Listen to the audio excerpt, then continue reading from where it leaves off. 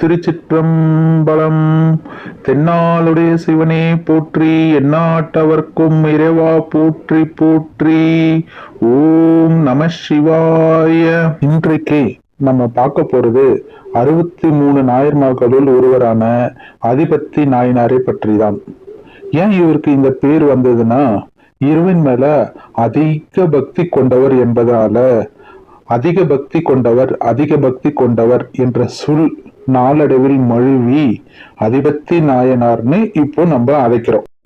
அதிபத்தி நாயனார் நாகப்பட்டினத்தில் நுழைப்பாடி என்ற மீனவ கிராமத்தில் பிறந்தார். இவருடைய குலத்தொழில் மீன் பிடித்தல். அனுதினமும் கடலுக்கு சென்று மீன்களை பிடித்து வந்து அதனை விற்று வந்தார். இவர் ஒரு சிறந்த சிவபக்தர் என்பதால் இவர் தினமும் கடலுக்கு சென்று பிடிக்கும் மீன்களில் முதலாய் பிடிக்கும் மீனை சிவனுக்கு சமர்ப்பணம் என்று சொல்லி கடலிலே மீண்டும் விட்டு விடுவார். பல நாட்கள் இப்படியே செல்ல ஒவ்வொரு நாளும் அதிக மீன்களுடன் கரைக்கு திரும்புவார். அதன் பிறகு ஒரு நாள் இறைவன் அதிபத்தி நாயனாரை சோதிக்க ஆரம்பித்தார்.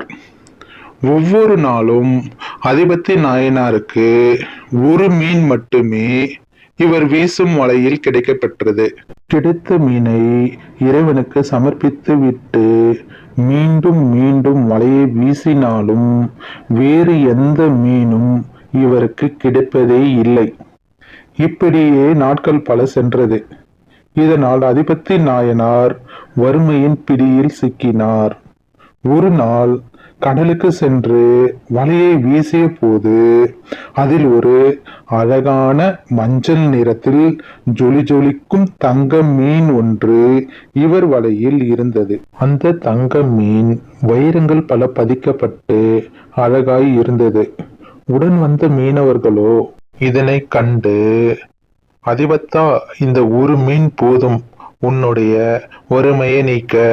கடவுளே உனக்கு இந்த மீனை கொடுத்திருக்காரு, இதனை எடுத்துக்கொண்டு கரைக்கு திரும்பலாம் வா என சொல்லியும் அதிபத்தர் கேட்பாரா?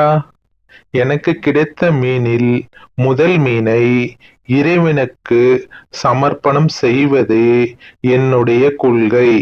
ஆகவே இந்த மீனையும் எப்பொழுதும் போல் இறைவனுக்கு சமர்ப்பணம் என்று சொல்லி கடலிலே விட்டுவிட்டார். இறைவனோ இவரின் பக்தியை பார்த்து அடுத்த நொடியே இவருக்கு காட்சி அளித்து, அதிபத்தா, உன்னோட பக்தியை பார்த்து மிக்க மகிழ்ச்சி கொண்டேன் என்று கூறி எம்பெருமான் ஈசன் இவரை நாயன்மார்களுள் ஒருவராக ஏற்றுக்கொண்டு அவருக்கு முக்தியை அருளினார். இன்றைக்கும் இந்த நிகழ்வு நாகப்பட்டினத்தில் அதிபத்தி நாயனார் விழா என்று நடைபெறுகிறது.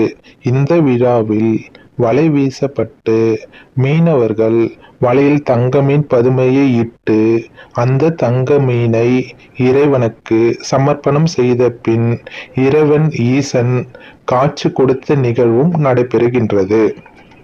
இவரது குரு பூஜை ஆவணி மாதம் ஆயில்யம் நட்சத்திரத்தில் சிறப்பாக கொண்டாடப்படுகிறது. ஓம் நம சிவாய.